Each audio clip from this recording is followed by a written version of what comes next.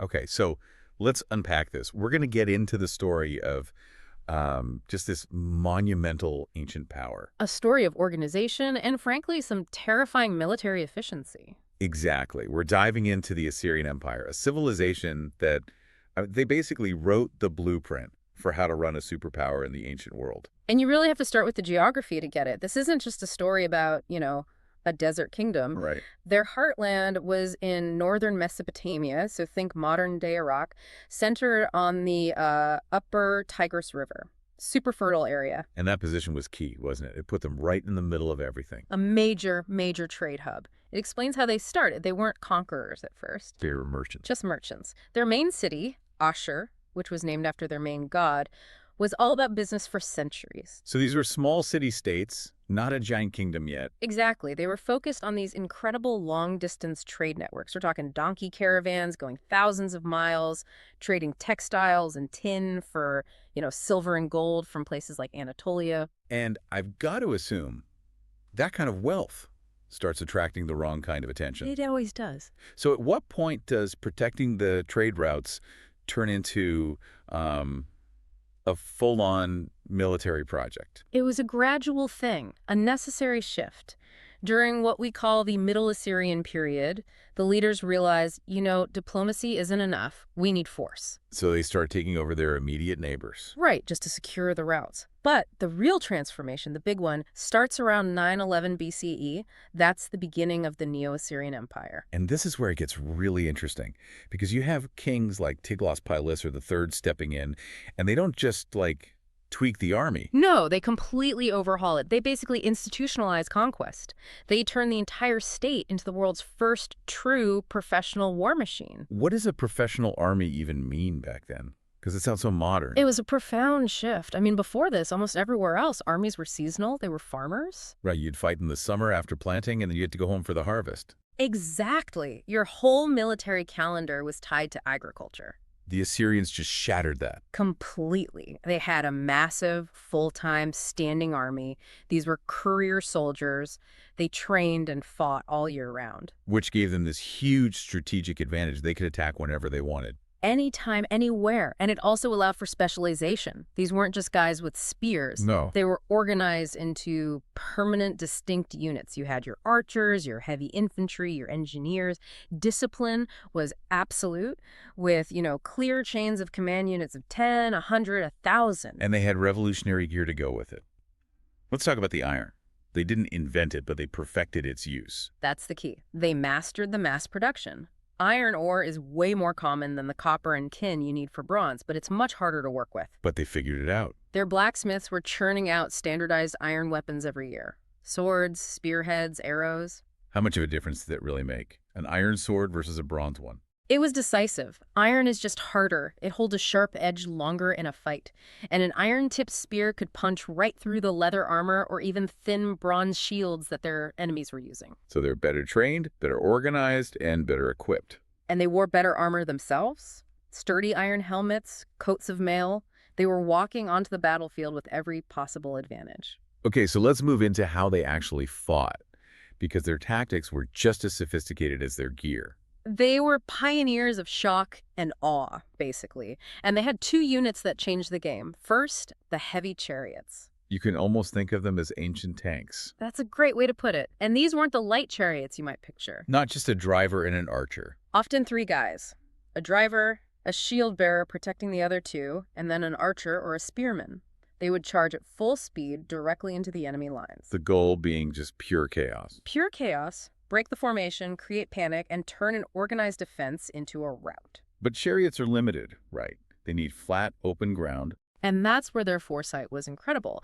They were one of the first to develop a truly effective, large-scale cavalry. So soldiers fighting directly on horseback. Exactly. Armed with bows or long spears, they could chase a retreating enemy over hills, through rivers, anywhere a chariot couldn't go. So the chariots break them, the cavalry finishes them. A devastating combination. It made their victories total. Which brings us to the next point. Winning a battle is one thing, but building an empire means taking cities. And the Assyrians were masters of the siege. Their engineering core was, I mean, just brilliant. This wasn't brute force, it was applied science. For city gates, they had these giant shielded battering rams. And they had a really clever defense for the rams themselves, didn't they? They did.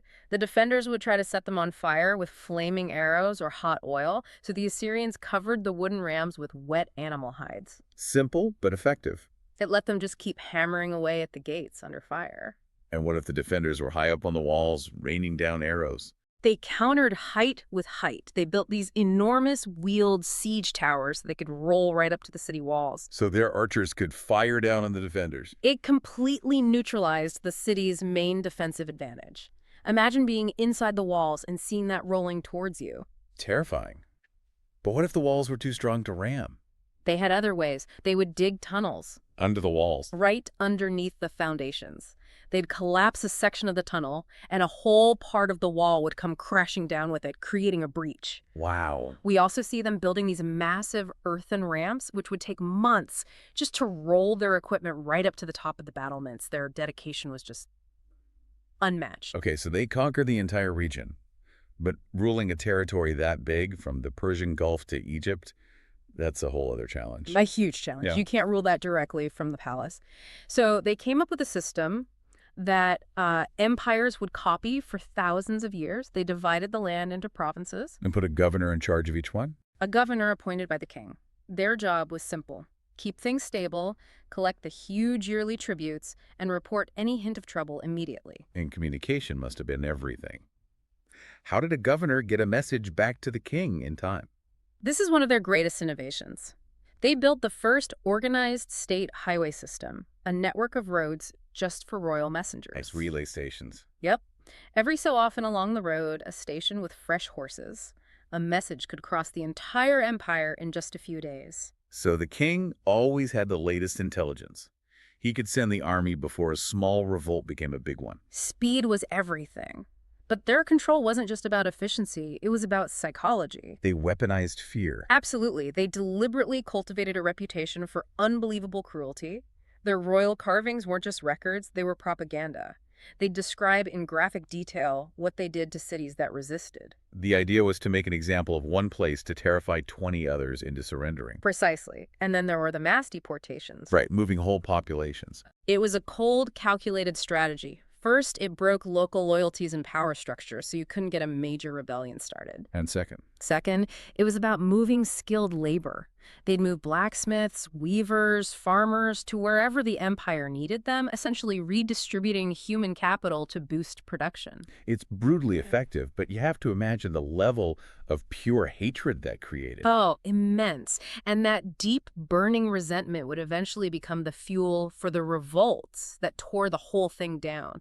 They sowed the seeds of their own destruction. Let's talk about the capital, Nineveh, because it was the ultimate symbol of all this power. Nineveh was just gigantic, one of the largest cities of the ancient world. It had this 7-mile-long wall with 15 huge gates. And inside, these enormous palaces. Enormous. And they were covered in these incredible stone carvings, these reliefs showing the king's power, the king hunting lions to show his mastery over nature, or detailed scenes from his battles. And guarding the gates, you had the Lamassu.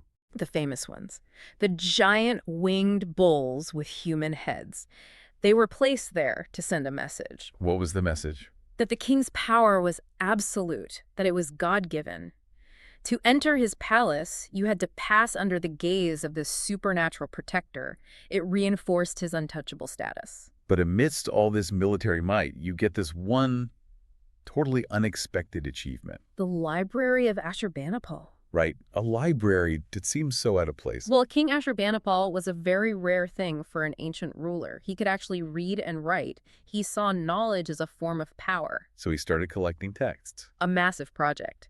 He sent scribes all over Mesopotamia to copy tens of thousands of ancient clay tablets. And not just propaganda, he collected everything, right? Everything. Astronomy, medicine, math, history, and of course literature and religion.